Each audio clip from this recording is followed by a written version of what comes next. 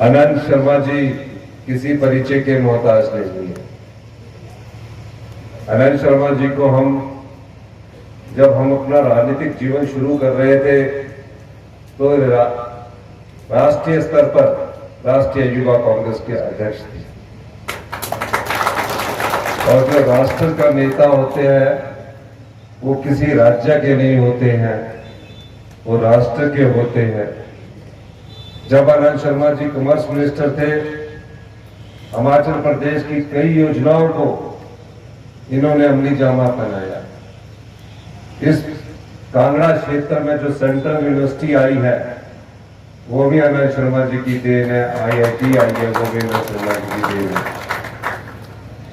और मैं सुन रहा था, नीरज नैयर जी मुझे बता रहे थे कि जो मेडिकल कॉलेज चंबा में है, राष्ट्रीय अध्यक्ष जी कह रहे थे वो हमारी देन है। अब कोई झूठ बोले उसके बारे में जनता ही तय करेगी। अगर वो मेडिकल कॉलेज इनकी देन होता तो वो पंडित जवाहरलाल नेहरू जी के नाम से कभी ना रखा जाता। तो ये झूठ बोलते हैं और सोचते हैं कि जनता की याददाश्त बड़ी कमजोर होती है, लेकिन हिमाचल प्रदेश एक ऐसा राज्य है जहां जनता राजनीतिक रूप से तो जागरूक है ही, पर याददाश्त भी साफ हवा ने ताजा तरीन करके रखी है। मैं आज आपके बीच में आया। 15 महीने पहले कांग्रेस पार्टी में भी बहुत बड़ा परिवर्तन था। वीरभद्र सिंह जी के बाद, उनके लंबे 40 साल के इतिहास के बाद आप जैसे परिवार से निकला एक व्यक्ति को मुख्यमंत्री बनने का मौका मिला। कभी कल्पना भी नहीं कर सकता था कि कभी मैं मुख्यमंत्री के पद पर उस महान कांग्रेस पार्टी की विचारधारा और श्री राहुल गांधी जी के आशीर्वाद से बनूंगा, जिसके दम पर मुझे 11 दिसंबर 2023 को मैं ऐतिहासिक रिज मैदान पर मुख्यमंत्री पद की शपथ ली। शपथ लेने के बाद 15 महीने हमने दिन रात मेहनत की। ना मैंने अपनी सेहत को देखा, मैं खुद भी 2 महीने बीमार रहा, लेकिन आम जन तक, गरीब तक, किसान तक, आप परिवार तक, महिलाओं के सम्मान तक, युवाओं को रोजगार देने तक हमारी सरकार कार्य करती थी। और जब भी मैं जा रहा हूं, मैं जनता की अदालत में अपने 15 महीने का हिसाब रखना चाहता हूं। मुझे पता लगा कि सबॉर्डिनेट सिलेक्शन बोर्ड जो है वह पेपर बिकते थे, नीलाम होते थे। जो युवा चुने जाने चाहिए थे उनकी सिलेक्शन ना होकर जो सरकार में नौकरी के लिए पेपर खरीदता था वो सिलेक्ट हो जाता था। मेरे जिले में वो सबॉर्डिनेट सिलेक्शन बोर्ड था।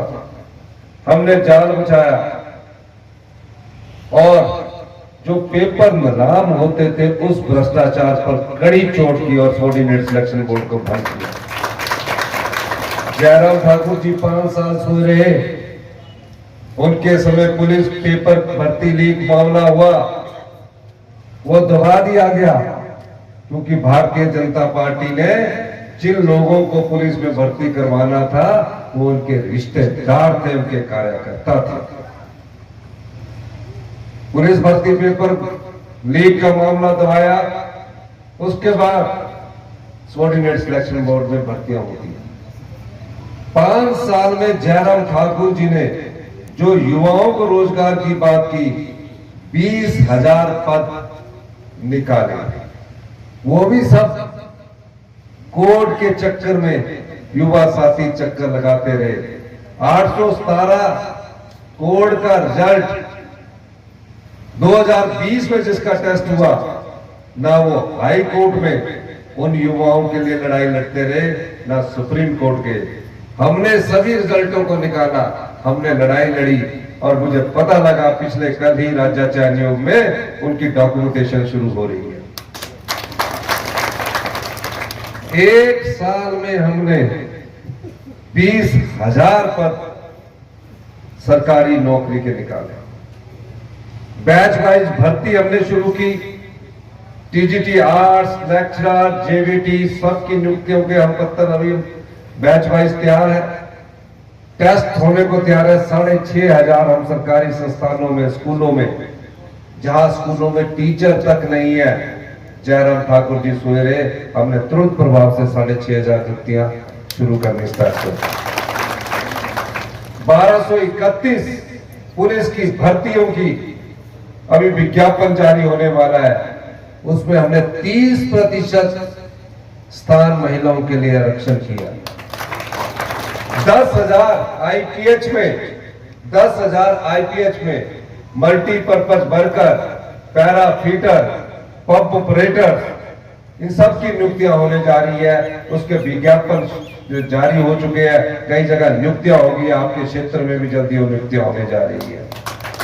284 पटवारी के पद भरने का विज्ञापन जारी हो चुका है। एक साल में 22,000 रोजगार हमने पैदा किए। जयराम ठाकुर की 5 साल में सिर्फ 20,000 रोजगार के अवसर पैदा किए। और जिस प्रदेश का खजाना खाली हो, आप लोगों के धन को लुटाया गया हो और भारतीय जनता पार्टी की जयराम सरकार सोई रही हो, उस माली हालत को मैं मुख्यमंत्री बना। 75,000 करोड़ का इस प्रदेश में कर्ज था। 6th पे कमीशन सरकारी कर्मचारी अधिकारियों को दे दिया गया। उनकी देनदारियां नहीं दी गई। अधिकारी मेरे पास आए, आपके पास खर्चा चलाने के लिए भी पैसे नहीं रहेंगे अगर आपने इस खजाने को तुरंत प्रभाव से नहीं संभाला।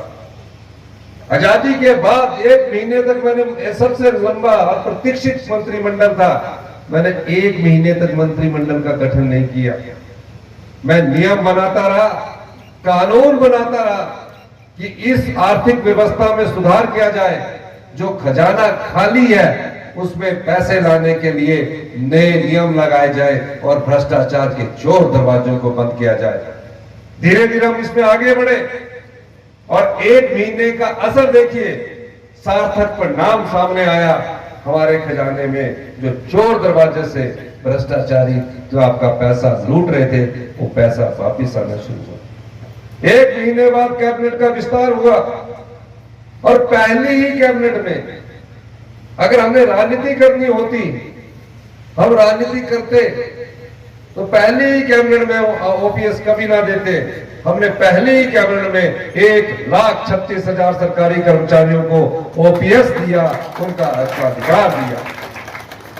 केंद्र सरकार ने हमारा सरकारी कर्मचारियों का और सरकार का अंशदान जो 9,000 करोड़ रुपया है, उसको रुकवाने का अगर किसी पार्टी ने काम किया, वो केंद्र की भारतीय जनता पार्टी है, जो हमारे 9,000 करोड़ पर कुंडली बिठाकर बैठी पड़ी है। मुख्यमंत्री की शपथ लेने के बाद सबसे पहले किन लोगों के पास गया? मैं उस अनाथ आश्रम में गया।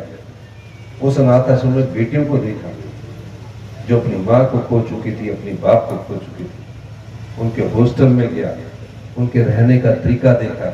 उनके मन में पीड़ा थी, कह नहीं पा रही थी, ना उन्होंने मुझसे कहा। मैंने उस दर्द को समझा। आते ही अधिकारियों को मैंने आदेश दिया कि हिमाचल प्रदेश के जितने भी अनाथ बच्चे हैं, अनाथ आश्रम में रहते हैं या आपके अनाथ आश्रम में रहते हैं या रिश्तेदारों के पास रहते हैं, इनके लिए कानून बनाओ। अधिकारी कहते हैं नहीं, कानूनी ऐसे ही कोई योजना बना देते हैं। मैंने कहा नहीं, कानून बनाओ। हिमाचल प्रदेश हिंदुस्तान का पहला ऐसा राज्य बना जो बच्चा अपनी माता को खो चुका, पिता को खो चुका है, उसके लिए राज्य ही, सरकार ही माता है, सरकार ही पिता के नाम से चिल्ड्रन ऑफ स्टेट का दर्जा दिया गया।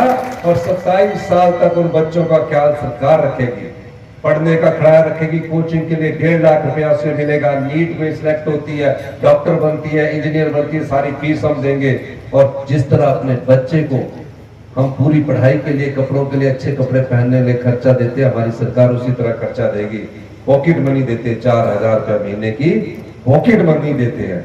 और ये इस योजना को हमने अमली जामा अक्टूबर में बना दिया। 4,000 बच्चे आज गर्व से महसूस करते हैं किसी के पास हाथ फैलाने की जरूरत नहीं है। उन 4,000 बच्चों का भविष्य संवर रहा है।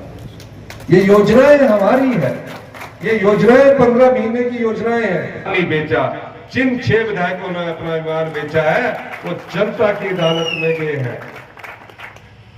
और मैं चाहता हूं हमारी सरकार को कोई खतरा नहीं है। हम तो आज भी 34 है, 6 वो चुनाव लड़ रहे हैं और 3 विधायक अभी भी इनकी अदालत में बैठे हैं।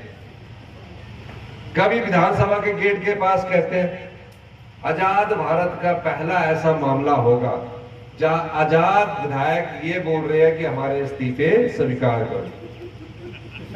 जो कांग्रेस के भी समर्थन में आ सकते थे या बीजेपी के भी समर्थन में आ सकते थे। ये पहला मुकदमा है, मैंने भी देखा। फिर छोड़िए गेट के बाहर की बात छोड़िए, फिर चले गए कोर्ट में, वहां बोलते हैं हमारा इस्तीफा स्वीकार करो। इतना अधिक पैसे का दबाव कि आजाद विधायक जो किसी भी पार्टी के नहीं होते अपना इस्तीफा देने के लिए कानून की अदालत में गए। कहा कानून की अदालत में कि स्पीकर साहब ही करके फैसला, और जब स्पीकर साहब ने उनको निकालने का फैसला किया, देश की सर्वोच्च अदालत सुप्रीम कोर्ट ने कहा ये किसका फैसला है? कहते ये स्पीकर साहब का फैसला है। कहते स्पीकर कानून की ज्ञाता लगते हैं। तो चंबा ने एक ऐसा शेर दिल स्पीकर दिया जिसकी कलम से जो फैसला लिख दिया गया वो सर्वोच्च अदालत ने भी उसको मान्य किया। अब वो आजाद विधायक ने बोला, अब पेशी लगी है कि स्पीकर साहब ने बोला मैं तो अपने नियम करूंगा। कानून पढ़े हुए भी लोग हैं, हम भी कम ही बोलते हैं फिर।